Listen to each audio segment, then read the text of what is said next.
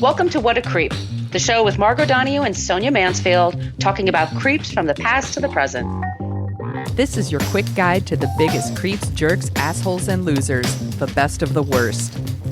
From two nice ladies who want the world to be a little less creepy.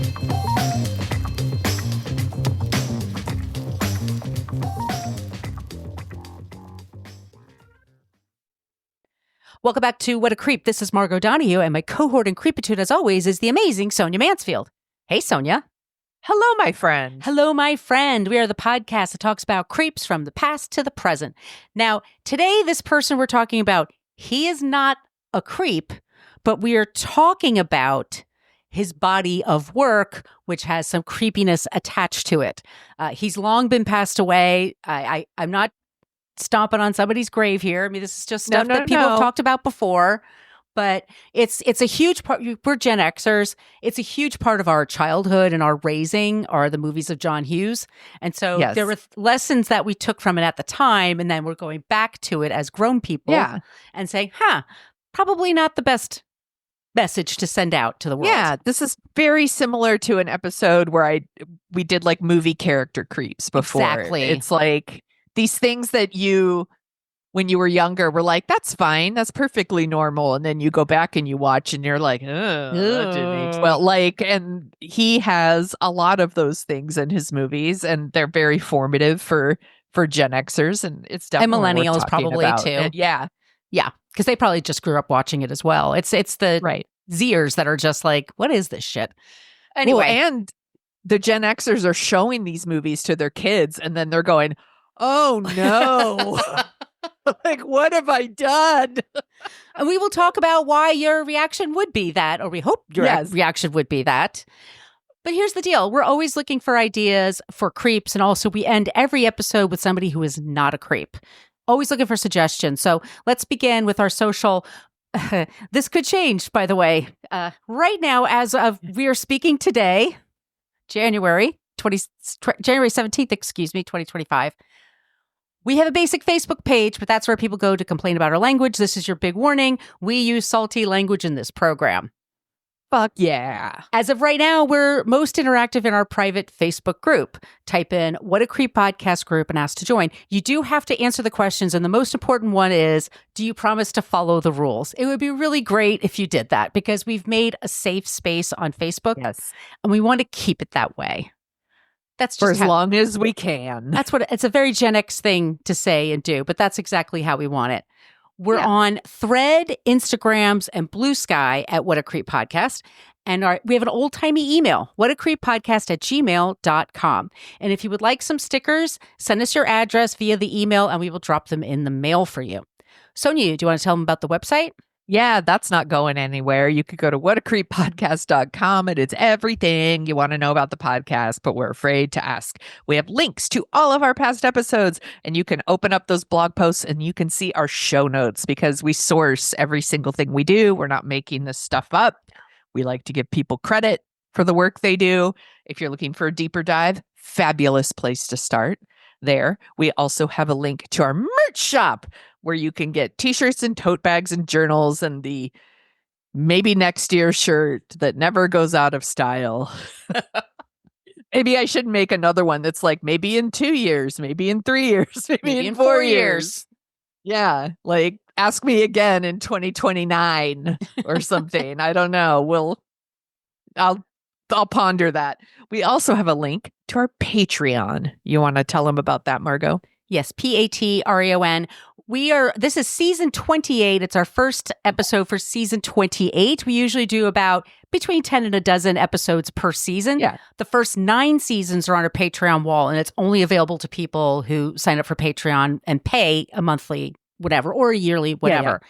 You can sign up for free, because occasionally we do put clips on there for this show or for our other show, Dorking Out. So you could sign up for free as well. And I want to thank Jack, Sarah, and Carolyn, all those people who signed up recently to join our Patreon page. Also, the thing we offer exclusively for the Patreon people is we put out 2 bonus episodes a month. And those bonus episodes are Sonia and I shooting the shit, talking about things that are happening in the news. And we videotape it. It's a clip y'all can see. You can see what our pusses look like when we're talking. Our pusses. What a deal, right? Yes. What a bargain. What a bargain. Other things you can do to help us support the show, you can send us an email, ask for stickers, put that sticker on your laptop, go to the coffee shop, and when people say, what does that mean? You can tell them all about our show. Or you can just tell a friend about our show, repost some social media for us. Also, leaving us a review wherever you get your podcast. Be sure to subscribe, but leaving us a review really helps us find our people, because the more reviews you get, the more they'll like kind of give a nudge to people like, maybe you would like this show. Yes. So on iTunes, we had a 5-star review from Hattie Jean and a lovely review. Thank you so very much. Thank you. And also on Spotify, Tia recently left a message for us on our recent episode about Hulk Hogan. So thank you, Tia. All those places. Once again, please come to support us. Sonia, do we have anything else on our...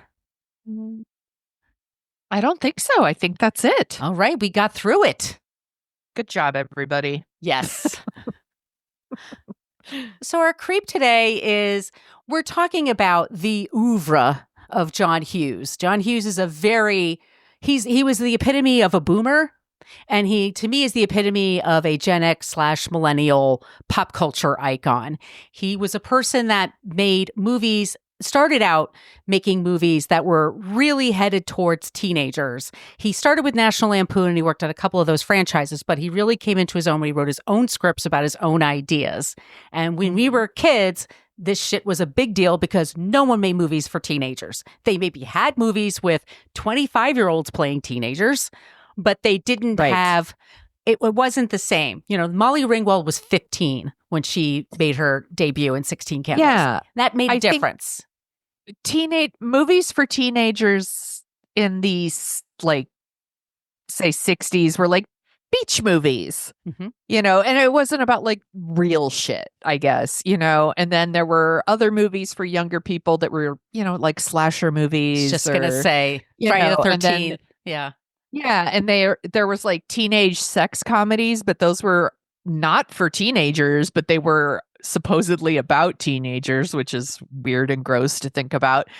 And they were played by like 25, 30-year-old people, and they were rated R. So like teenagers actually couldn't go see them anyway. So he was making movies for teenagers with teenagers about like real shit, or as the Hollywood version of real shit, I guess. Or his version of real shit. Sure. But we didn't have anything back then. We had after school specials. Like we had Grease, but once again, like those were all 25, 30-year-olds in there. Like or the slasher movies always had like 25, 30-year-olds in there. It's just, I'm making the point that these were actually a very big deal. So we're going to talk about John Hughes today, but he's also, you know, his movies are controversial. You know, they were such a big part of our lives. Like nothing ages well when it comes to art. Very few things in art age completely well, but especially a movie, something that's an hour and a half, 2 hours long, you have a lot of room to make those kind of errors, I would say. Yes. Are you ready to hear about this, Sonia? I am so ready. John Hughes accomplished the remarkable feat of being a quintessential baby boomer while still resonating with Gen X and millennials through his films. Those films include 16 Candles, The Breakfast Club, Ferris Bueller's Day Off, Pretty in Pink, and She's Having a Baby, amongst many, many, many, many, many more. Yes. He genuinely seemed like one of us. That's how we responded to him. However, when we examine his work through a modern lens, it is difficult to overlook an alarming pattern of racism, homophobia, white privilege, and sexism, as well as some questionable behavior by the male leads in his films. And these are specifically the films we're talking about in the 80s and the early 90s. He stopped making films a long time, pretty much by 93, he retired and left the movie business. So he wasn't in it for very long. Yeah, he was doing some producing, I guess. And then there's a lot of movies that were directed by Chris Columbus that people are like, those are John Hughes movies. And it's like, no, those are Chris Columbus like movies. Home Alone. But like, yes, but they have kind of that John Hughes vibe, kind of like movies that were produced by Spielberg, and you're like, that's got a Spielbergian vibe. So it's very similar that way. Sources for this episode, and I have a whole bunch. You can swipe on the artwork and find for yourself. There's a New Yorker essay by Molly Ringwald that she wrote in 2018. The other source is Cracked, The Franklin Post, Splice Today, Far Out Magazine, The Daily Beast, Looper, Hollywood Elsewhere, Ranker, Vanity Fair, YouTube channel Shrink Tank, Literate Ape, Elle Australia, Screen Rant, Medium, and Bustle. And the trigger warnings are sexual assault, grooming, sexism, racism, ableism, homophobia. Just all of it, pretty much. All the things. And All also the things. so many of the movies you're probably going to talk about, we probably have a Dorking Out episode about too. So if you want to go on Dorking Out and do a little search, you could probably find us talking about a lot of these movies. We recently talked about 16 Candles. We've also talked about She's Having a Baby. Yes. That he did. We talked about Home Alone. Did we do Christmas Vacation? I know that's one you don't like very much. I think we have. Yeah, I think we did do Christmas Vacation. We have not done The Breakfast Club yet. No. I'm sure we will at some point. And we did Pretty in Pink. We did do Pretty in Pink, and that's one of our famous episodes. Yes. I'm going to give just a brief history of John Hughes, or briefish.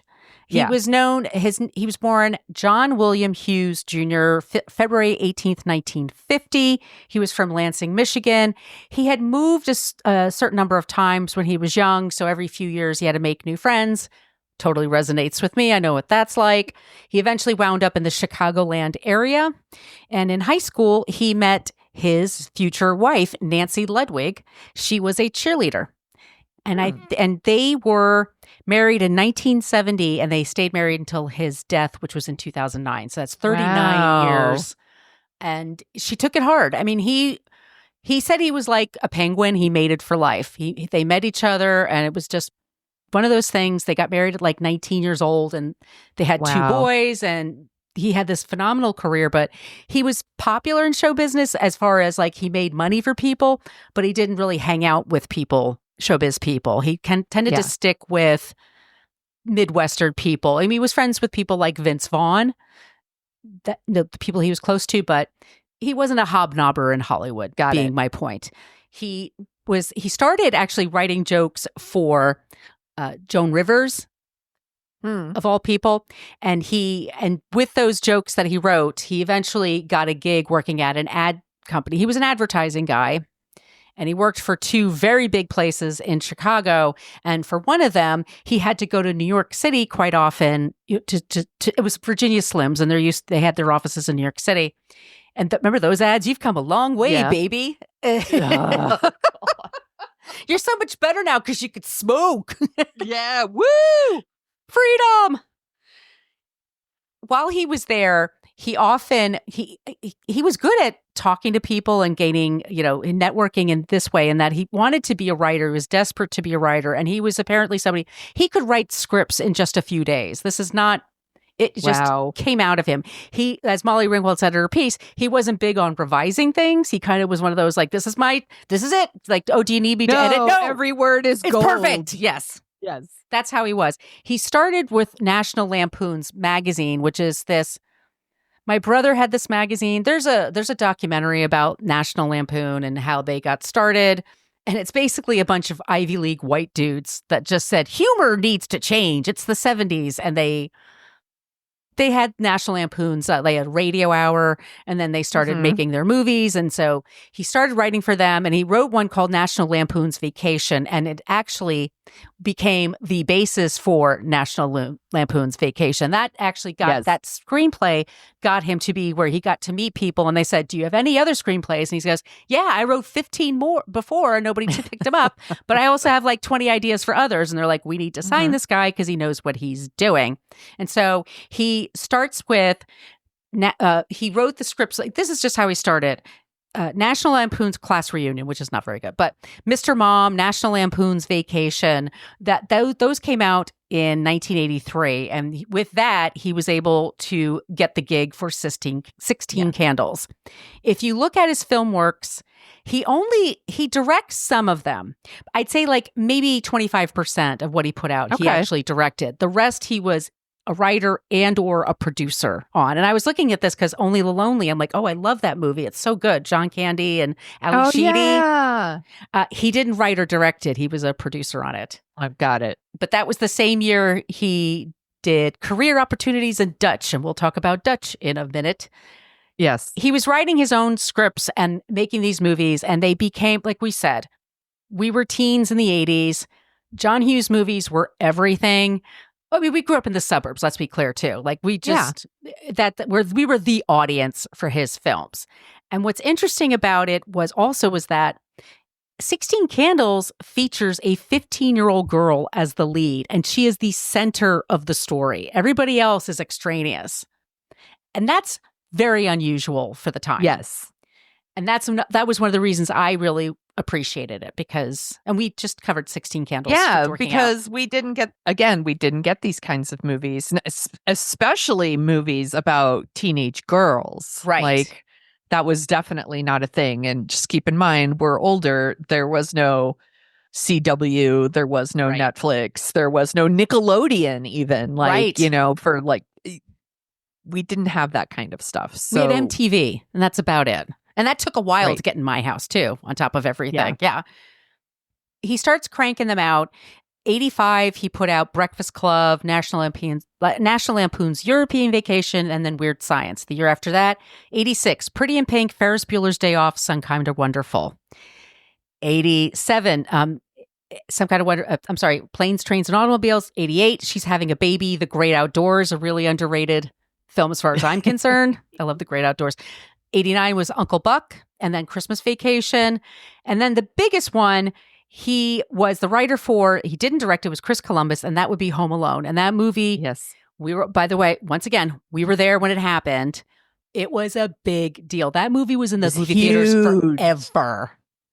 It made so much money. It is, and that's the one that I would say millennials are really attached to in a way that, like, maybe Gen X is attached to Breakfast Club and 60 Candles, like, and Home Alone, like, is still a holiday classic, much like Christmas Vacation, which, yes, we have an episode on. Yes, I don't really like. It's very unpopular opinion. I know that, but I loved it. I know you did. Like, look, I'm in the minority on that one, but yeah, Home Alone was huge. And he was a name, like, when he was a name, like, whether he was writing it, directing it, producing it, like, you had a good idea of what you were going to see and you liked that. So you would go. Yeah, it was a comedy. It would be about people relating to one another and confessing things. There's like just certain tropes that he has. Uncle Buck is a really weird movie that he wrote and directed that I love, but it's got some weird beats to it. Yes. Oh my God. We need to move Uncle Buck up the list. Laurie Metcalf, who is one of my favorite actors. She is why Roseanne works at all, I think. Yes. If Jackie didn't work, you didn't buy the show. She has the most bizarre part in that movie. Like, she's a neighbor that wants to dance with him to like weird songs. It's just, that movie's there's a whole thing shit. about the teenager in that movie. It's a very strange movie. But I'm writing it down because I feel like Uncle Buck would be a fun one to talk about. After that, he did, this year, remember this, it was 91. He had Only the Lonely, Dutch, Career Opportunities, and Curly Sue. Like, that's when I started realizing, like, maybe his quality is starting to go a little bit south. I was like, I'm outgrowing John Hughes. That's how I took it. I was like, the movies have stayed the same. It's me that's changed, right? But I don't know if that's true. I think the quality was definitely it was dropping, and he had so much power that the studios weren't allowed to give him notes. No one was allowed to interfere at all. And Ed O'Neill was a star of the movie Dutch, and he recalls when it came to John Hughes, when they were making the movie, he's like, this guy talked to me every single day about the character, about what I was doing, like right up till the movie was released. And once it was released and it got terrible reviews and it didn't do well, he said he never heard from John Hughes again. Whoa. He let me go through also. In 92, he had Beethoven, which is a one we also covered recently. I'm like, boy, this doesn't hold up. Home Alone 2, which is your son's favorite over the Home Alone series. Yeah, he loves Home Alone too. Number 94, Baby's Day Out, which is batshit. Ew, it's like so, it's terrible. Then we have 93 of Dennis the Menace. He started just taking franchises and just gave up writing personal stories. So it's Dennis the Menace, Miracle on 34th Street, 101 Dalmatians, Home Alone 3, Flubber, Made in Manhattan. Oh, I've seen Made in Manhattan. Drillbit Taylor was his. Oh, no. He also, forgot about yes. that one. He also didn't, he was very, very famous. He was based in the Chicago area, as I said. He did buy a house in LA, but they divided their time between them. As I said, he was not a Hollywood person, but he was someone who got a tremendous amount of success and had a lot of power. And he wielded it in his own way. I want to talk about also in 93 is when Spy Magazine, which is a magazine that was satirical, meaning it was really, really mean. I think they were. I mean, I had a subscription, but they would just really like dig people. And this is a story they had about John Hughes, and this came out in, I believe, 93. Big Baby is what it's called. That's the profile. It's not a profile, excuse me. It's just it's a story about him. Big Baby. Yeah. Ever since he created Home Alone, writer, producer, director John Hughes has been getting at least $10 million a year to crank out consistently mediocre money losers. Can he keep it up? Does it matter that the Hollywood big boys all despise him? Or will Home Alone 2 now renew his status as America's most bankable brat? That gives you an idea of what Spy Magazine thought of him. Wow. Yeah. And in that story, if you read it, and it's in one of the links that I put up there in one of the articles that I read, they were saying that he was somebody that very prickly in nature, and he had a habit, like he worked with the same people over and over again, and they were happy to get the work, but he could be a tyrant. He could be tough when things didn't go his way. Mm-hmm. He also felt this way about actors. Like I said, Ed O'Neill, he ignored. Molly Ringwald, when he was writing 16 Candles and they were thinking of people to star in it, he saw her headshot and basically changed the whole script and made it about her, just based on Molly Ringwald's headshot.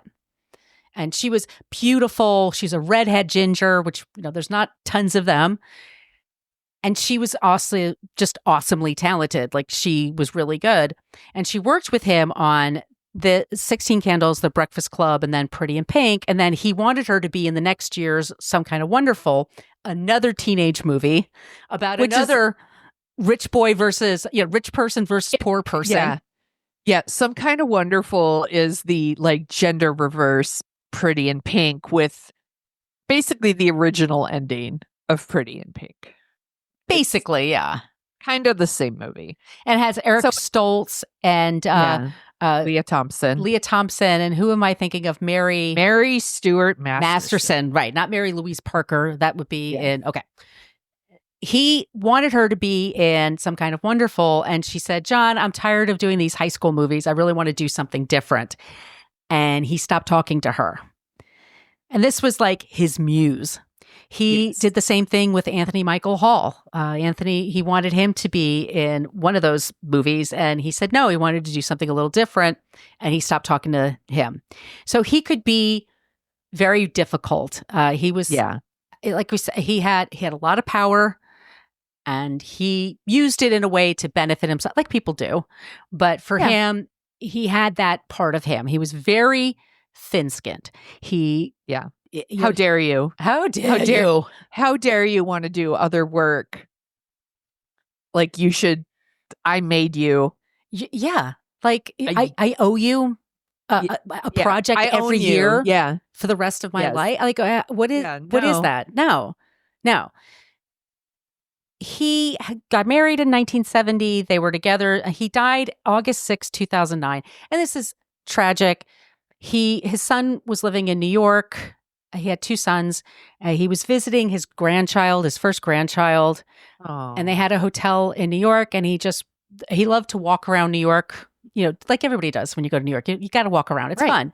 He was walking around his hotel, taking pictures, writing notes, and he just had the Widowmaker. He had just had that one heart attack. So awful and scary. It is. And it was and for us, it was like our generation, like, oh my God, the John Hughes movies were just a huge part of our lives. The next year when they had the Oscars, they had a special segment with, former cast members from his movies. He's a big deal. And yeah. And I'm not saying he's a bad person, but once again, we're just talking about we're going to talk problematic about shit in his movies. Yes. So okay. We're going to do this. I'm going to go through, what I'm going to do is just name movies, and then I'll just go through and just say okay. So let's start with 16 Candles, which came out in 1984. The most questionable thing about this is it's the stereotypical portrayals of racism, specifically long duck dong. We should play a gong when I say that, apparently. Oh, so awful. And I don't know about you. I'm not going to speak for you. I didn't question it when I was that age. I kind of was like, no, younger me was like, that's whatever. funny. It's just like, it's funny. It's just a joke it's just whatever. a joke. It's not harmful. And the actor that played him is actually Japanese American. Yeah. And they call him the Chinaman in the movie. Yeah. They play a gong every time that they mention him. It's he's like 30 years old and he's playing a child. I mean, it's just, he's and infantilized. And we love him. That's right. Not none of this is the actor's fault. Everyone's just doing their jobs. Okay. It's Getty Want to Be. And we talked about him in our 16 Candles episode. And one of our listeners lives is across like the a street neighbor, like lives across the street. And she said he's like a lovely man who's like so kind to his fans. He sounds like he's so delightful. And he has been asked about this role a lot, especially around the anniversary of the movie. And, he says like at the time, like there were parts that he's like, I don't like that. Like when they refer to him as a Chinaman or whatever. But he's like, also, it was unusual to play a character who was Asian, but also like he goes to a party, he gets the girl, he has fun. A good time. Yeah, he has fun. He's not like, and I'm really good at math. It's not like that stereotype that you see in, say, Revenge of the Nerds. Totally, We did that on F This Movie. Yes. So but at the time, like I thought it was funny. And now when we watch it, we're like, oh boy. Like, that's bad. Yeah. So that part is really weird. And the overall sexuality that is presented there, National Lampoon also just had a very immature idea of sexuality and sex and men and women and gender relations and things like that. It's just, the 70s were kind of wild. The 60s were very turbulent. People kind of just wanted to be free and go crazy and have fun and not have any rules. And so when it came, that was the kind of humor, and National Lampoon was really like pushing that kind of humor. If we could have a woman like serving us, but can't she have her, can't she be topless? That would be hilarious. It's that kind of stuff. Right. And in the movie, we have 15-year-old Molly Ringwald, and the actors that are playing the love interests to our teenagers, Anthony Michael Hall and Molly Ringwald, were actors that were in their mid-20s at the time. So I'm already kind of creeped out when they have kissing scenes. Like, ooh, that's not okay. Yeah. But in multiple Hughes films, not just this one, there are so many times where they blur the lines of consent. And there's the idea that if you want to have sex with another person, it is fair game. You can try any way you want to convince this person to sleep with you. And when they have, you won. So you can never ask enough. You can never ask somebody, it's never too many times. You're never too aggressive. Be blatant about it and get in their face, and you're going to win somebody over. And that's how you meet somebody. Yes. And that's a little creepy. I think creepy. It is. The objectification, it starts with Sam. So Sam is 15. So she's like a sophomore and she has a crush on a senior. And it's like, I guess, the last dance of the school year. And Jake is, he's very, very cute. He's just, I mean, his personality, I'm kind of like, he doesn't really have one. And at the time, he doesn't I thought, have I thought, oh, there he's is no really cute. personality. Yeah, exactly. I realized not. There's no personality here. He's like a cipher. He's just like for everybody else that's there. But she has this crush on him. He has a girlfriend, and we talked about this in 16 Candles, who's maybe 16 or 17 years old. She's a sophomore or junior. They have a scene where, and this happens in a lot of movies back then too, they need a shower scene. They're going to have teenage girls in a shower scene. We need to have them naked. We need to have the bodies be naked. We need boobs. We need to see it. And this is just not how girls act in showers. Sorry to bum everybody out, but that's just not like a thing that happens. That's not what teenagers are doing in the gym locker room. No. Like, they're not turning on every nozzle and taking slow, luxurious, sexy showers.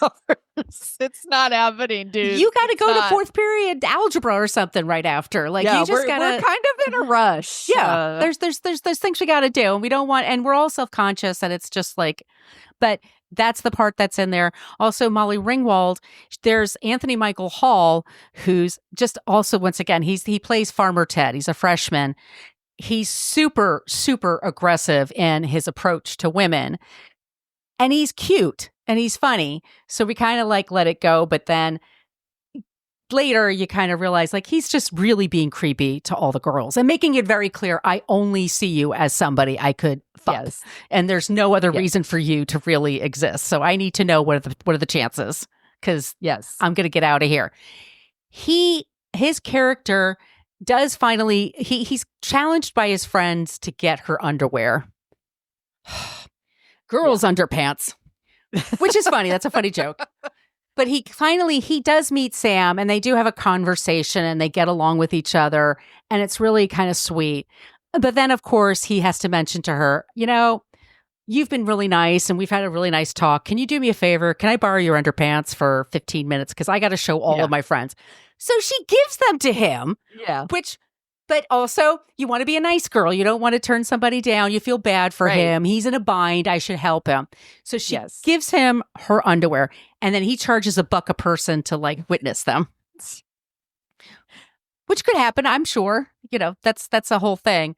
Oh, the 80s. Oh, the 80s. And then, so the girlfriend of Jake, we're meant to think of her, say that she's a really sweet person. Like at the top of we first meet her, we're told she's very sweet. She has a brother that's deaf. She's nice to everybody. So why is he mad at her? Why is he so upset with her? Well, it's because Jake, he wants to break up with her. And he's also like eyeing Andy in class. And he finds out that she has a crush on him. So he's immediately, once he finds that out, he's ready to get rid of the girlfriend. And instead of just having a conversation with her alone someplace and having it out and talking about it, he instead lets her help him throw a bash at his home. And he's rich. He has this huge house and his parents are gone. And so they have a banger. And I've been to house parties where the parents are gone for the weekend and they are bacchanal and crazy and people go nuts because you're a teenager. You can't just go to a store and buy beer and then just, you know, casually sip it, you know, watching the news or anything. You gotta chug it, and then watching the news, whatever, you know, watching your after school specials and like just sipping on a beer. Let's all watch Masterpiece Theater and drink this beer. But it's also just part of like what kids do, and it's just like how right. And but the thing with Carolyn is that he blames her for like the fact that this party goes way out insane. Not himself for agreeing to it. Not himself for like telling her no. Not himself by like, you know, telling everybody you got 5 minutes. I'm calling the cops. Get the fuck out. No. Yeah. Also, she does confront him at one point at the dance and is like, are you screwing around? Like, and he's like, what are you, crazy? Like, they're not coming gaslighting her. Totally gaslights her. Like, she's calling it out. Like, and instead of, you know, being upright about it and saying like, yeah, maybe I do like someone else or, you know, whatever. Can we walk outside and have a talk? And let me tell you how I'm feeling. You know, which I realize that's not going to happen in an 80s comedy, but I think what you're trying to prove here is that like Jake is not blameless in the No. situation here, but he is portrayed as blameless, and the movie wants to punish her. For wanting to party, which is what teenagers want to do. Yeah. And you feel like I'm sure they had bashes there before. It's not like it's the only time it happens. It doesn't seem like she's done much wrong here, but there is this need to punish her. She gets drunk and she gets her hair stuck in a door jamb, which is funny, and they cut it out. But then she passes out in his room because she's wasted. And him, once again, Jake, doesn't throw everybody out, doesn't stop the party. He just walks around hopelessly until he finds Anthony Michael Hall stuck at his glass table. Right. And he's moping. He's feeling sorry for himself. Yeah. Not thinking like, oh, I got to clean this up before my parents get home. He's just like sitting there. And then he and Anthony Michael Hall start talking. And Anthony Michael Hall, he says to him, oh, she really likes you. I've been talking about her. She's got a crush on you. And then he says to him, she gave me her panties. That's the kind of cool girl she is. She gave me her underpants so that I could show them to my friends. And then he says, can I have them? And he gives him the underwear. It's so weird. It's so weird. And says, okay, you gave me these. I'm going to give you something right now. So he says to him, I've got a girlfriend upstairs. And he doesn't, this is his thing. I don't care about sex. I got somebody drunk in my room right now that I could take advantage of 8 different ways and she wouldn't even know. Yeah. So he's a pig. Yeah. But it gets worse. By the way, spoilers for these movies, by the way. Surely you've seen these movies. So I hope if so. You haven't. Like, yeah. But in exchange for this person's underwear, for Andy's underwear, he gives him the keys, a Rolls Royce, I think. He gives the keys to Anthony Michael Hall, 15 years old, a freshman who doesn't even have a driver's license. And is drunk. And puts his girlfriend in there and says, do what you want with her. So he drives around, and it's funny, like she makes him take the birth control pills and stuff like that. Now we're both on the pill. And we're supposed to think, oh, well, she's into it now because she's awake now. Yeah. She's not that drunk anymore, so she must be really into this kid. He drives to his friend's house so he could take a picture with her. And then they wind up in a parking lot, and they sit there, and they're at this car in the parking lot, and they may have had sex. Neither one of them is quite sure, but she's quite sure she had a really good time. Phew. How could everything's okay. So everything's good time. She had a good time, so she's into it, and then she kisses him. And then once again, I'm like, you're 25. He's a little kid. Like, this is weird. And she wouldn't be into that. She'd be horrified if that was really what happened, because it's wrong on like so many levels. Right. But then Jake sees them together, and then it's all just like, well, I guess I'm with him now. You know, it's just like, it wasn't actually so bad. Well. Yeah. And that's when they have the conversations they should have had in the first place, which is like, right. I'd like to, take a break. Is that cool? Right. I'm sorry if I'm hurting you. Blah, blah, blah. And then he gets to meet, and then Molly Ringwald, whose parents forgot her birthday, he finds out that she has a conversation with her dad. And she tells him, and she talks about how she has a crush on a guy and blah, blah, blah. And they have a really sweet conversation. Yes. And in the movie, in the original script, once again, Molly's 15 years old. He wanted her to read the line, the dad to read the line to her, to look at her, give her a hug, and then look at her and say, what happened to your underpants? And like Molly Ringwald's mother said, no. And Paul Dooley were like, how the hell would he even know? Right. She's in her pajamas, under a blanket. Was he copping a feel? Right. Like, how would he know?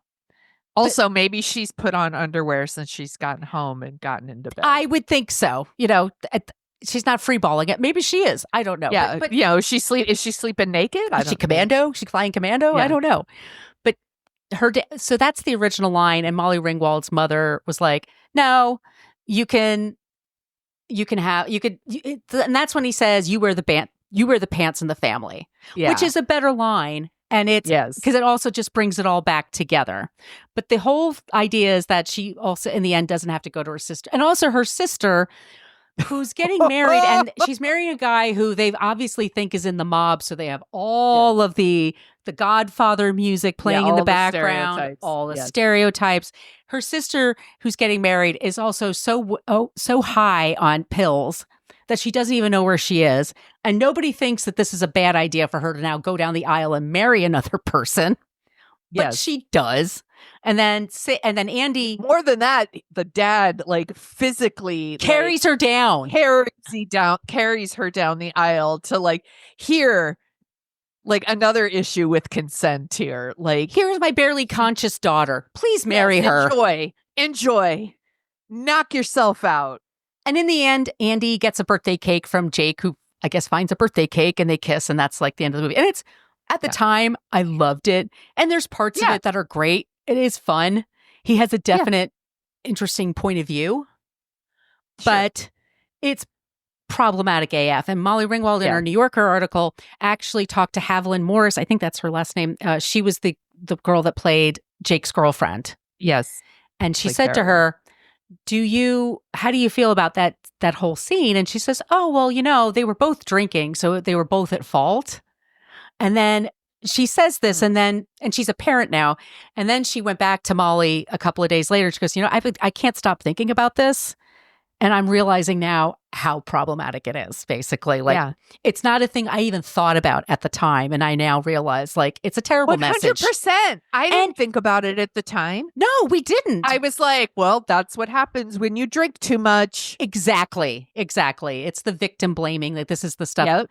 So that's 16 Candles. Good job on that one. Thank you.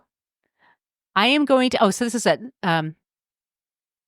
this is what Haviland wrote to her, to Molly Ringwald. Everyone says, and I do believe is true, that times were different and what was acceptable then is definitely not acceptable now, and nor should have been then. But that's sort of the way that it was. I feel very differently about the movie now, and it's a difficult position for me to be in because there's a lot of like about them. So, once again, women also have to do the work of making it okay. Yeah. When men fuck up. Yeah. So The Breakfast Club comes out in 85. Once again, huge hit. This was a big deal. And part of it was because 16 Candles just came out on video. It wasn't a huge box office hit. It did fine, but video changed everything. And getting those tapes changed everything. And everybody rented those movies. So they were ready for the next John Hughes movie. And they were ready for the next Molly Ringwald and Anthony Michael Hall movie. Mm-hmm. He also was a little jealous when Molly was dating Anthony Michael Hall, which is kind of weird. That's weird. The Breakfast Club has 3 boys and 2 girls as their main characters. And the 2 girls are diametrically different. Everybody's white, by the way. This is also another thing, like the racial politics. Yeah. It's all about white kids and white kid problems. There's no... Yes. I mean, I guess right would you know, but but don't try to push it as like the stereotypical teen experience. Like, it definitely isn't that. No. So it starts with the very plot that these kids are at detention on a Saturday that's like 9 hours. Like, this is just something that doesn't exist, but this is the movie. So you have 5 different types of people, and one of them is John Bender, but played by Judd Nelson. Sorry, I kept going Judd Hirsch in my brain. I'm like, no, that's the wrong Judd. That would be some really great casting. Not Winona Judd. No. Who is this about? Judd Nelson plays John Bender, who's like he's like the stoner.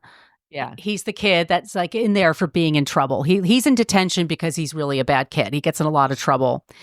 And Molly Ringwald plays a person named Claire, and Claire is this beautiful, wealthy, popular girl. So of course she's stuck up and terrible and has like no interests of her own. She's just like follows the crowd. She has no agency.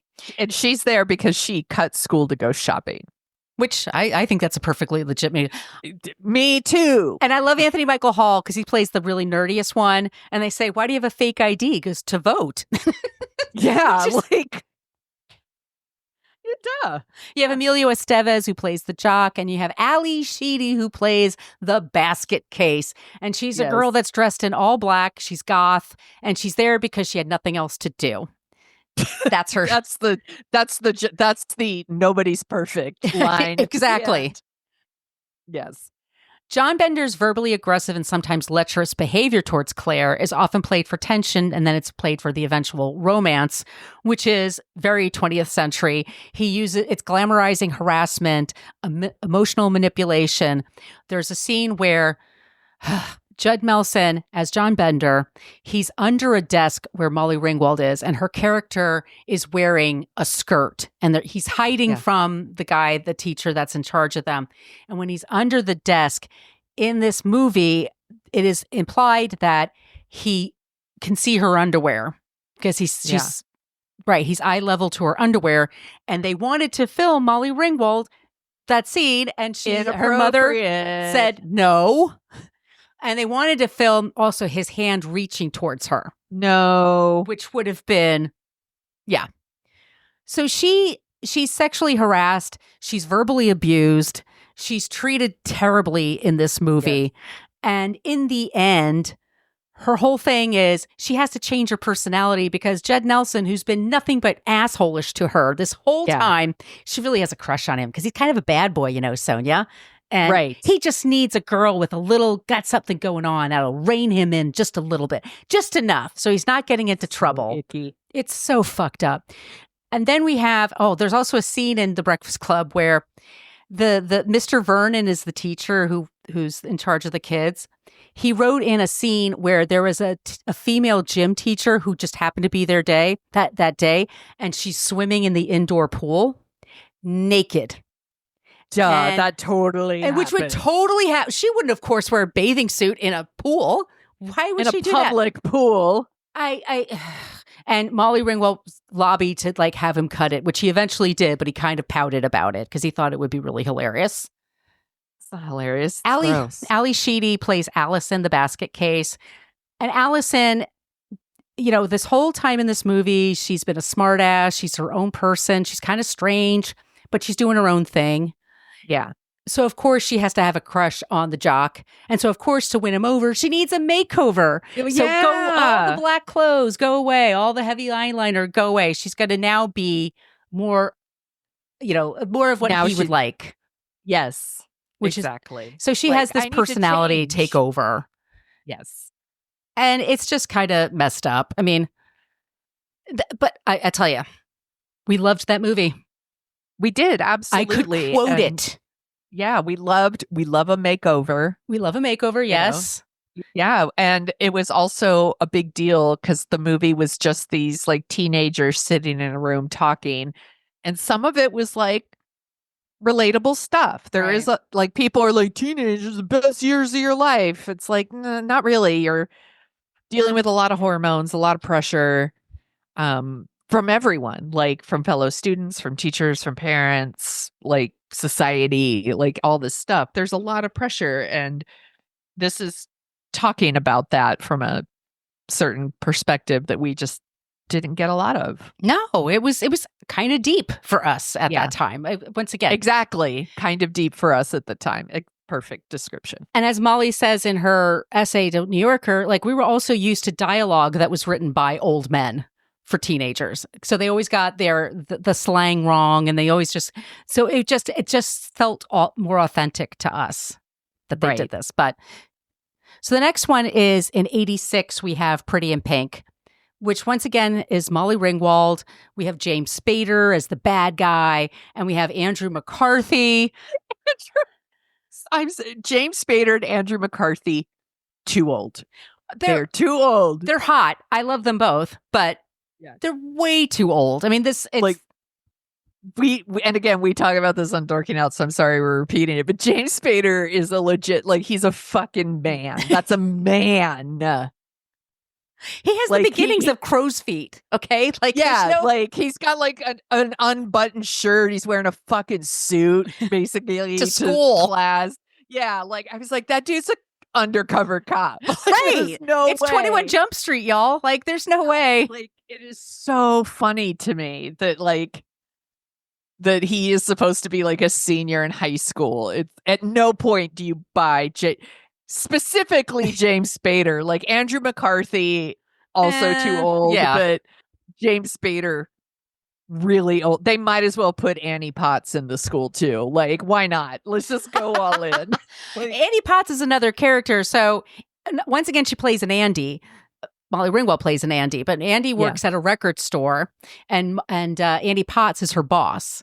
So she's in like her mid-30s, and she also has her fabulous style until the her. very end of the movie, until she finally likes a guy, and then she dresses like an 80s librarian, and we're all supposed to go, she's growing up, she's changing. Like, no, she didn't need changing. She was fine. Yes. Justice for Annie Potts. Iona, yes. Yes. And then the biggest problem is she's got a friend, her best friend, and her best friend is named Ducky. And Molly Ringwald in real life had a best friend who was a guy. Yeah. And he dated all of her friends, and she always kind of wondered what his deal was. Turns out he was gay, and he was like really fucking super into the closet and didn't realize it till the 90s. So Molly Ringwald always says when they're like at the very end of the movie, it's Blaine versus Ducky. No woman should have to make these kind of choices, by the way. But Ducky feels so entitled to Andy because he puts it out there like, I've put in the time. I've hung around you constantly. Yep. I've listened to your problems. I know all about your dad that's unemployed. I know all about your mom that ran away. I know all about your insecurities. I know all about your dreams. So you owe me to be my girlfriend. It's not okay that we're just friends. And he's very aggressive. And you and I know this too, because this also set up for a lot of Gen X guys in particular. That's how you should be. Such a red flag to me. Yeah. The dudes are like, I'm totally a Ducky. And I'm run. Yeah. Because Ducky's whole thing is you've friend zoned me for they don't use that term, but they talk about it. And it's there is no friend zone. It's you're my friend or you aren't. Right. And it's so let me get this straight. You pretended to be my friend so that for the sole reason to have sex with me, not because you actually cared. Yes. And I'm that's not cute to me. That's not appealing to me. And when guys are I don't know, I was kind of a Ducky in high school. I understand when we've all liked someone and we've all had crushes on someone who just didn't like us that way. That's called life. Yes. Throw some dirt on it and keep walking. Walk it off. That's just life. And everyone gets their heart broken. Everyone gets hurt. Everybody gets disappointed. It's just life, you know? Yes, but his anger at her. He's so angry at her because he's so fucking entitled to her. Yes. And just to him, she's using him. And so it's his emotional manipulation. It's the power dynamic. He's using her for her trauma. He's using her trauma just to get close to her. Yeah. And it's really, really, So the other character that she has is Blaine, and that's Andrew McCarthy. And Blaine is just a twerp. He's cute, but what the hell else is this guy? No personality. No personality. He's cute. Okay. Lots of people are cute in this world. You need more than that to have a relationship. But he's also so into her right away. He also takes her to a party filled with people who treat Andy like shit in school. Yeah. And he should know that because. Yeah, and he's just ignore them. Oh, they're your friends? Just you're with me. It'll be okay. Yeah. No, why are you putting this girl through this shit? Because it's easier for him. Yeah, I also, somebody put this in here. Ducky's chat up technique. There's a whole thing at the top of the movie where he goes up to random girls and just propositions them. He has this one scene. Ladies, I may be able to work out a deal where either one of you get or both of you can get pregnant before the holidays. Ew. Yeah. Guess what? Girls don't think that's funny. Andrew McCarthy has said about the part Blaine, I didn't read the script until I was on the plane out to Los Angeles, and I was shocked that Blaine turned out to be sort of spineless. Not sort of. When I landed, I called my agent and said, "You've got to get me out of this movie. This guy's a jerk. He's just a wimpy loser." And they said, "Honey, you read the script. You knew what it was." He's like, "Yeah, okay." So then they shot it. And in the original ending, Andy winds up with Ducky because Ducky is, I think, John Hughes. Like, that's like, Yes, he wants absolutely. that to be the ultimate reward. So in the end, she doesn't. They hang out at the prom, and then she sees Blaine, and then she makes out with Blaine. And the whole thing is that she's going to be with Blaine, and Ducky has some Christy Swanson is going to be, or Kirsty Swanson is going to like Christy Swanson, right? But Ducky, she's like, over here now. And he's like, cute ooh, blonde. other girl. Yay. Cute blonde over here. You can have this. So, but for years, and people, and this is something I never bought either. People are like, it should have been Ducky. I've never felt that way. It should be whatever the hell she wants to be with. I mean, truthfully, it should be neither. But like, right. The realistic ending is actually Blaine. Yes. Like that's teenage girls will probably choose Blaine. Right. And like, you date him for a while, and then you realize, like, he's kind of boring. They 100% broke up like 2 days later. Right. Like, and maybe they ran into each other at one of the reunions, and then they kind of laugh and smile about it. It's no big deal. But it was like people treated like it's this travesty that John Cryer didn't get the girl at the end. It's like, it's not. It's just, but that's like 80s, 90s bullshit. There's also, in many of these, there's a lot of casual homophobia. A lot of the F slur, the gay slurs are thrown around. There's also this conformity, like somebody wrote this for conformity through romance. It's just all the things that make Andy an individual.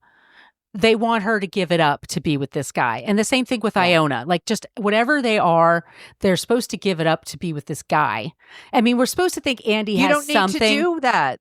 No. You don't need to do that anymore, is what the movie's telling you. Right. Look, you don't need to, she doesn't need to dress all weird and wacky and have that stuff anymore because she met this nice guy.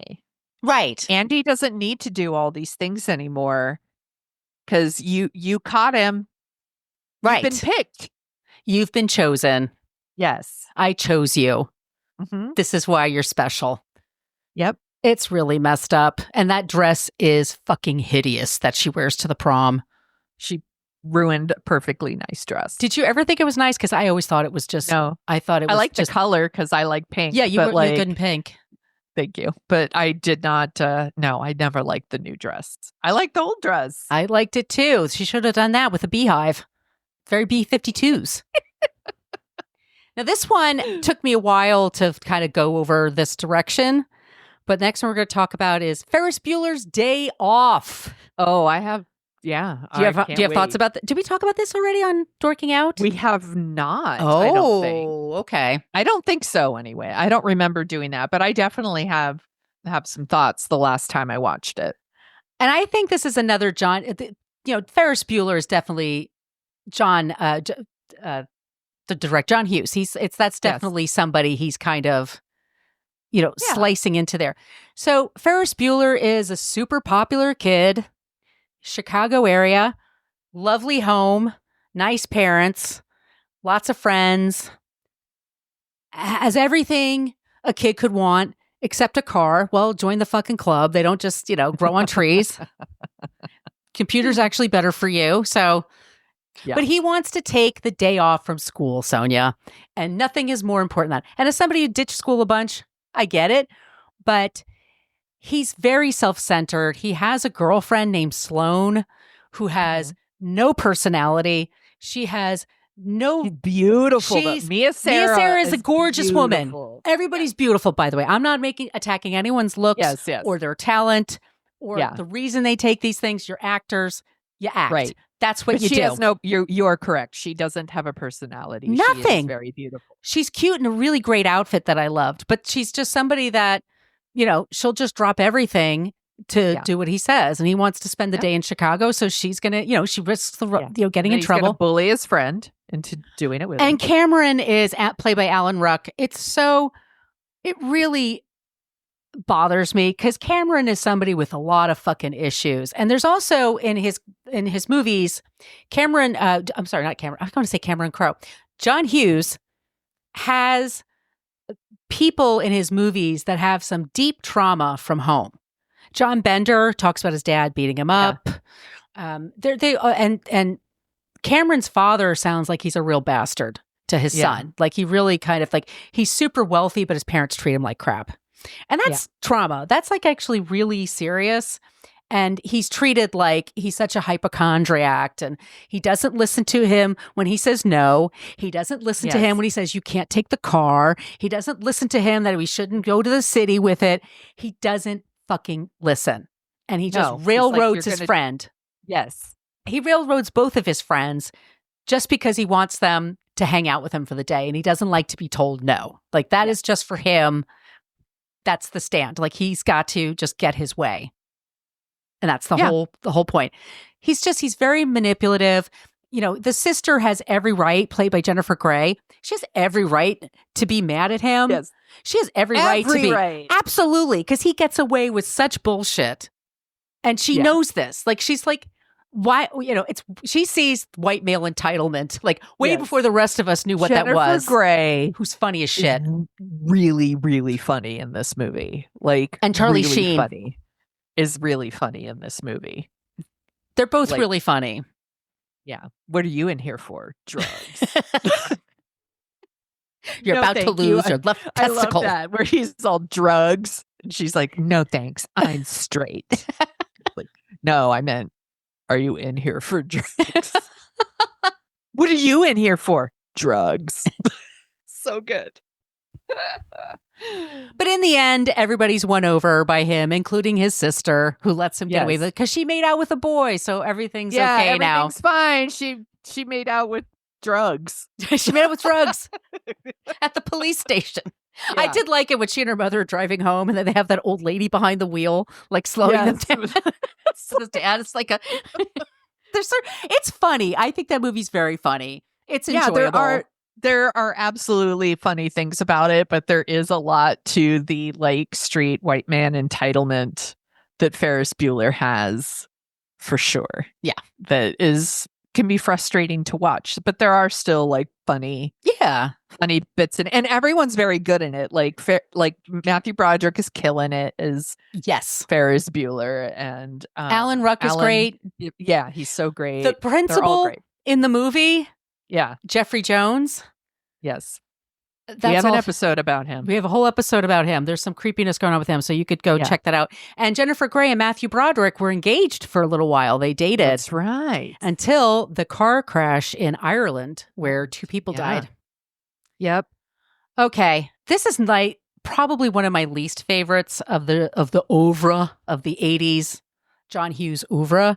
And that's Some Kind of Wonderful, because I was kind of like, didn't we already do this movie?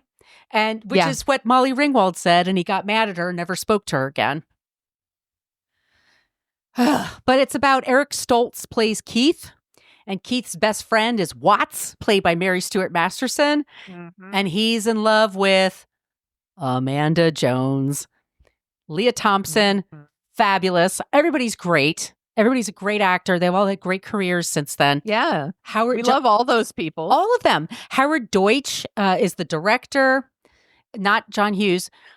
It's the same thing, though. It's just the about of like gender stereotypes, the tomboy best friend who really wants to be with the guy. And so she has to change her personality in order to win him over. And also treating the Amanda like she's just this prize for him. And once again, that he's entitled to her because he wants her. And he treats her. And she's the only one that says, you don't really know me. Like this is, she's the only one that's the good thing about her character. Also, just once again, it's very homogenous. It's very white. It's very white people's problems. It's a little overwrought for me. But the whole thing of, and I get it. Look, there's a word that I've learned that I've never heard before, and it's on TikTok a lot. R.I.P. TikTok this weekend if it doesn't make it. What am I going to do with my free time? I'm thinking a Reddit group. We should get a Reddit group started. I wondered about, I pondered that one myself. I'll do some investigating. Yeah. Anyway, You know more about Reddit than me. I so. really like Reddit. Yeah. That's kind of like my happy space right now. But in the end, he winds up with the girl he's supposed to wind up with. Yeah. But yeah. Well, you said there was a word you keep hearing on TikTok. Sorry. Thank you, Sonia. Yeah, Limerence. okay. Limerence. Limerence. Limerence. People mistake love for limerence. Limerence is obsession. Limerence when you cannot get this person out of your mind and you can't think straight. Like nothing in your life makes any kind of sense.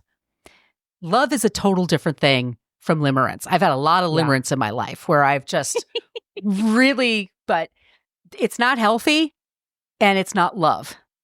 Yeah. It's not love. Remember that. You think that's love. It's not love. Love is not obsession. Love Correct. is, I mean, sure, love can be all consuming and, you're sunshine, lollipops, you're like everything's happy and gay. Limerence is just obsession.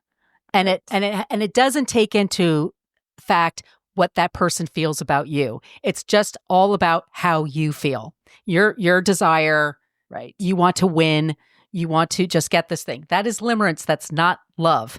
And you've created a person in your head that they can never live up to. Right. Because the second they do something you don't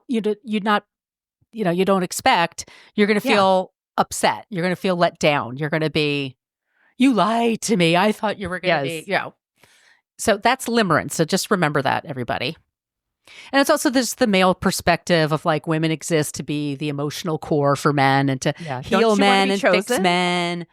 Well, yeah, and it's like being chosen and also like, great, I have a girlfriend now. She's going to tell me how to deal with my shit. She's going to help me instead of doing the work that one needs to do on their own because nobody can do it for you. Mm-hmm. Yeah. Then we have this one, which we also talked about on Dorking Out, and we had Mary Payne Gilbert, Pink Shade. Yeah. And this is one of her favorite movies. It's 1988's She's Having a Baby. Mm-hmm. And we have Kevin Bacon and Elizabeth McGovern. They play a young married couple. They are having their first baby. They having my baby. Yeah. They bought a house. They're populating the house with the furniture and the decoration that they like. Their parents hassle them nonstop to make babies for them. She finally does get pregnant. And the character of Kevin Bacon is so obnoxious. Like this guy just freaks the fuck out as soon as his wife gets pregnant. And all of a sudden he feels trapped. And all of a sudden he can't think about, and Kevin Bacon has said, I hated playing this guy because I thought he was an asshole. And he's a huge asshole. He's a huge asshole to his wife. And she's meant to be like a harpy because he doesn't, she can't count on him. Like she's trying to get him to help her out. It's not until, spoiler, and there's a great scene, by the way, and we talked about Alec Baldwin, and he's one of our past creeps. He's a great actor, and I think he's really good when she's having a baby. He plays like a sleazy friend of his who has a sleazy girlfriend, and they're doing drugs in the house. But in the end, spoiler, Elizabeth McGovern's character gives birth, but there's complications, and she almost dies. And that's the only time he finally is like, oh, wait a minute. Oh. Yeah. I've been an asshole for the last 9 months. I should have been more available. It's all played for comedy before that. It's like, isn't it hilarious that he feels totally trapped by her and that she is such a nag? Why is she giving him such a hard time? Yeah, that's so funny. It's just really irritating. With a very serious ending that is not earned in that movie. It's a very uneven movie. And we never learn about her. No. We don't learn about how does she feel about the pregnancy. Does she notice that he seems distant? I'm sure she does. Does she notice that he seems to be unhappy or that he's just because he wasn't always this way. It's just since she got pregnant. So there's also a whole running thing throughout the movie about him trying to manipulate her into sex. I'm she never wants to have sex and I always want to have sex and I'm going to do these things and say these things and trick her and she's going to accidentally fall on my dick or what. It's oh my God. Like, it's not my favorite. And it's also going back to like what the roles women play as soon as they marry somebody, which is you're their mother and their girlfriend, you're their sex worker and their cook, you're their therapist, you're the maid. You have to know all the, you have to make all the family arrangements when we're visiting people at Thanksgiving. You're the one that figures all that shit out. It's just, and we're never told from her point of view. It's like, is that what she wanted? Is she feeling a little bit, or maybe it is, but like, why aren't they having this anyway? Yeah. Yeah. So those are like the old things. This is another one. It's also just women as an undeveloped character. And so these are just the next batch I'm going to do, because we've been talking forever. But have we? He has so many movies that it's just hard to not. The first being that I want to talk about is National Lampoon's Vacation. A very funny movie, for sure. But as Harold Ramis said later, he was worried about their comedy because it has an edge to it, and they had to film a scene in St. Louis. And St. Louis has a very large African-American population.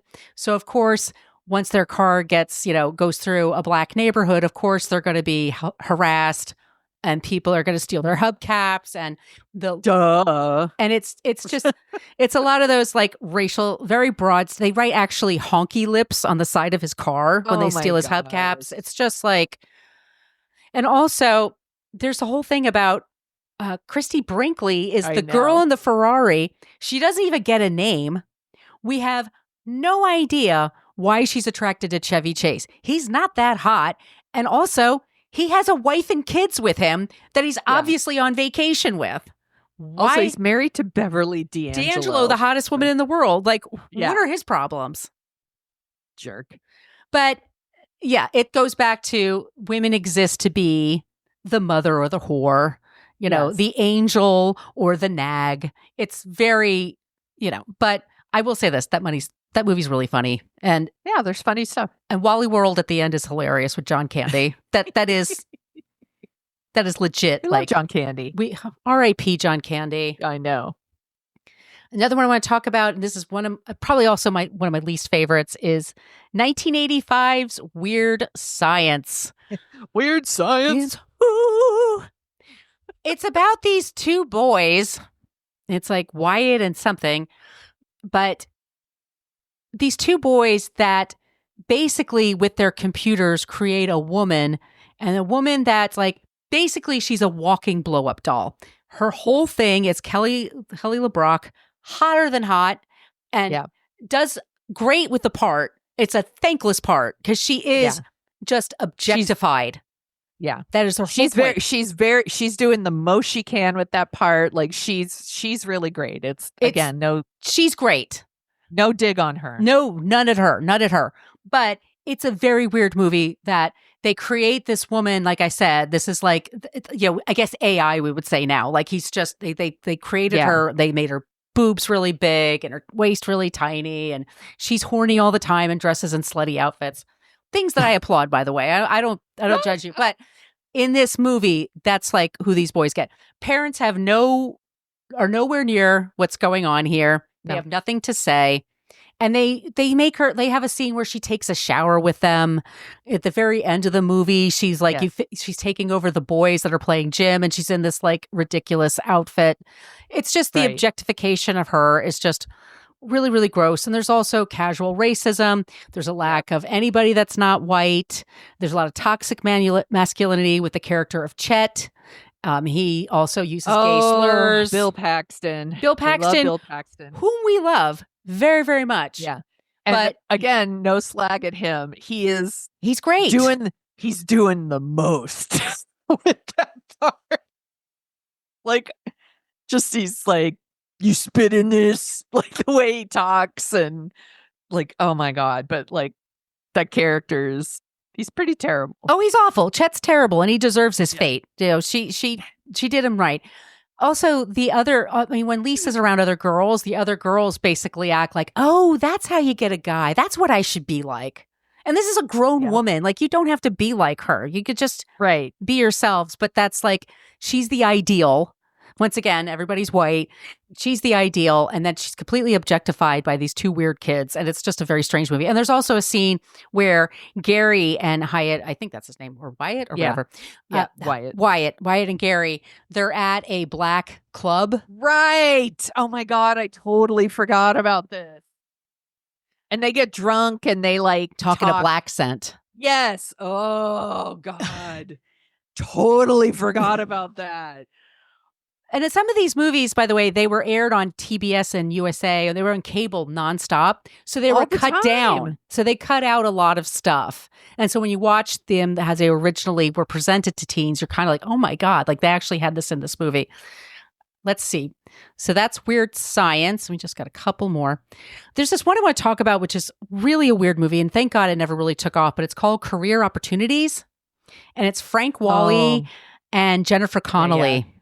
I remember this. And Frank Whaley plays this guy who's kind of a loser. He's a disappointment to his family. And he basically has to get a job. And the only job he can get is at a Target. And he's like the night shift security guy at Target. So there's nobody there. And he's just like, it's boring. Except one day, Jennifer Connelly is there. And Jennifer Connelly, beautiful Jennifer Connelly. Yeah. She's maybe 18 or 19 years old in this movie. And basically, we're told that her father is abusive. And the reason why she's at the store that night is she's running away from home because her dad's a real fucking creep. And we don't know how bad it is, but we do know there's a scene where his dad has a friend come over and he's introducing his friend to his teenage daughter, Jennifer Connelly, who walks into the room, takes off her coat, and she's in a tight outfit, and then she leans over and kisses the guy on the lips. And this is his father's friend.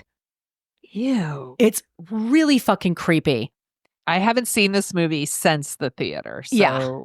I'm same, and I was really disturbed by it. There's also a scene where this all set up for Home Alone. Like he's in the store and he's being chased by a couple of robbers, and they're stopped because they see Jennifer Connelly, and she's on one of those horses you ride in the store. Yeah. And she has like a really tight white top, and she's busty. And they're really lingering on her body. Yes. It's really fucking creepy. But that's another John Hughes movie. Yeah.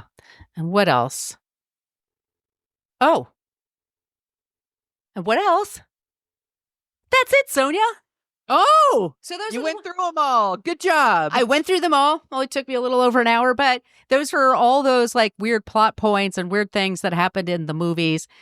By the time that 93, by the time the Spy Magazine article comes out, there's this article about him that basically says that he's a tyrant and that he abuses his staff. Nobody likes to work with him because he holds grudges and all this stuff.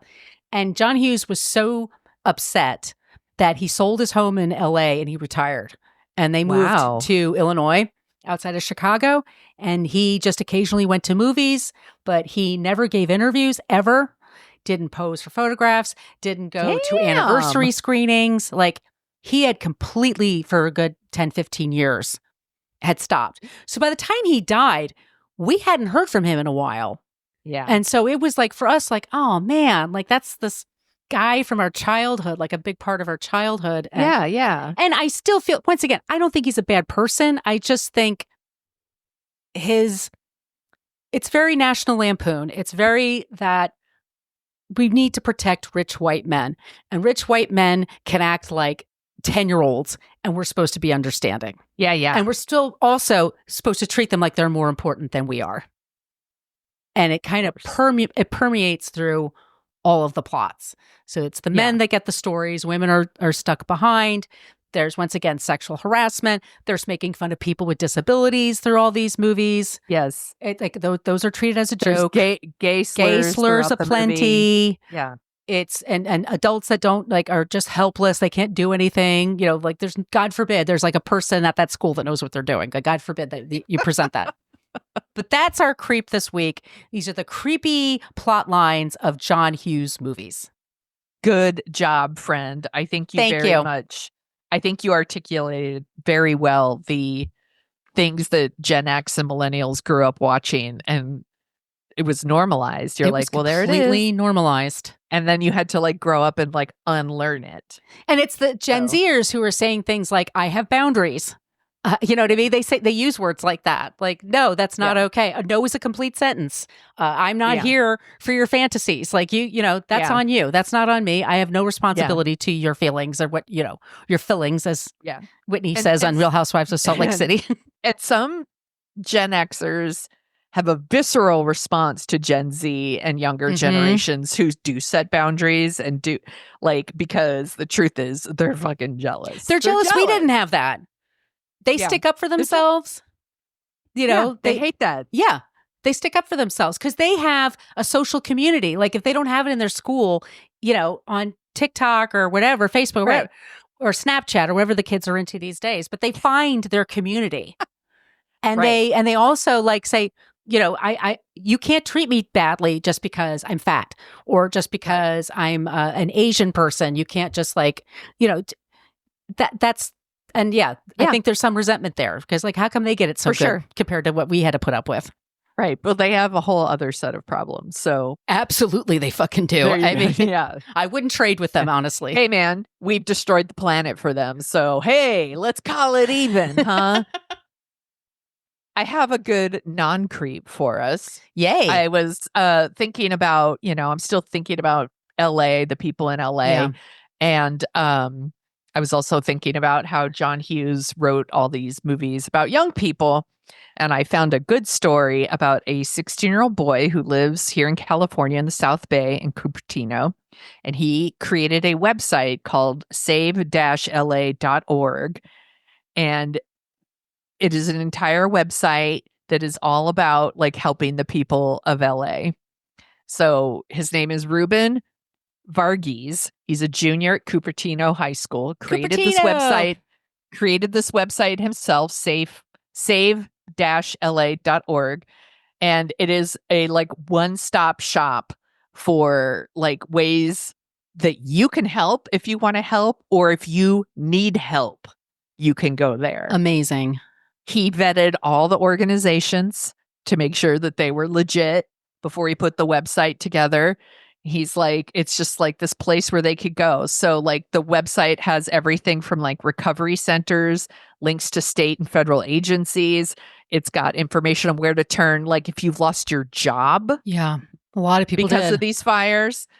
It's got information for people who want to donate cash or supplies, or if you want to volunteer, or like other ways that you can help. You can, if you like, maybe you own a house down there, but you don't live there, there's a portal there that you can, or there's links there for ways for you to like donate your house for shelter for someone. You're not giving someone your house. You're like a way that you can like use it for shelter for people who are down there. He's 16. Good for him. He did all of this. He doesn't know anyone down there. Like he like plays on his like school volleyball team, and he's like played in some tournaments, and he said he was just like thinking about like the people down there and he wanted to help. And I'm like, this is the kind of stuff I read, and I'm like, the kids are okay. Yeah, like, they are. Like there's some real smarties out there, and I just thought it was like such a cool thing. So I'm going to add the link in our show notes so that if you're looking for ways to help, you can. He's vetted all the stuff for you. We also had links in last week's episode. Yes, we did. Of organizations that if you want to do it that way too. So yeah, that's our non-creep. It's Ruben Varghese, and he's a junior at Cupertino High School. Good for you, Ruben. You Good are job. aces. You are aces. Good for you. Like seriously. I've been like collecting links and like sharing them in my like work Slack channels and stuff. And well, this is much easier. Yeah, one-stop shopping, like you said. Yeah. Just go, yeah. And not to just like help others, but for you to get help if you need it too. So it's so great. Good job, sir. Good job, Ruben. Well, if you like the sound of our voices, once again, we co-host a show called Dorking Out, where we dork out about movies. We mentioned tons of movies we've done in the past. Sonia, what are we doing this weekend? We decided to talk about Mark Zuckerberg. So we're going to talk about The Social Network, which I haven't seen in a while, and I do like this movie. I've done it before. Yeah, we did it for book versus movie. Yeah, Yeah, I don't think this is going to be a case of we hate this movie. I think it's going to be a very interesting discussion about the movie itself, but also Army Hammer's in there. Army Hammer, Mark Zuckerberg himself. I just think it's worth talking about right now. So we're gonna do it. Absolutely. And I think it gives us some insight into some of his more recent decisions that maybe we don't agree with. Yeah, we're taking this day by day, y'all. Like we had to do 4 years ago. We have to kind of like take everything day by day. Yep. We'll see what happens with our social media. Right now, as you're listening to this, most likely it's all still there. So once again, if you want to send us your suggestions for creeps or non-creeps, and we usually have a hard time actually finding non-creeps. That's actually the tough part of our story. So all those social media places I mentioned at the top of the show, you could do it there. Or once again, our email is whatacreeppodcast@gmail.com. And Sonia, where can they find you? You can find me at thesoniashow.com. That's never going anywhere. I'm also on Blue Sky. I'm on Instagram. I'm on TikTok for like a few more days. Yeah, that's all the places. How about you, my friend? You can find me at brooklynfitchick.com. I'm at Brooklyn Fit Chick as of now on Threads and Instagram. I'm at Brooklyn Margot for Blue Sky and also for TikTok, as long as that's there. And I have a YouTube channel, which is under my name, and that's Margot Donahue. And I put these episodes of the shows go on our YouTube. So yeah, that's a place to listen to us. Thank you all so much. This weekend, go to the movies, watch the movies, enjoy all your John Hughes movies. We're not ruining anything for you. No. You do like you all. Said, you do you. We have episodes on a lot of these movies too. So if you're like, I want to watch them and then listen, please do. Please do. But in the meantime, be safe, be kind. Don't be a creep. A creep. Thank you for listening to us talk about creeps. You can follow us at What a Creep Podcast on Facebook, Twitter, and Instagram. But don't follow us too closely. You can email us your creepy stories at whatacreeppodcast@gmail.com. But please keep your dick pics to yourself.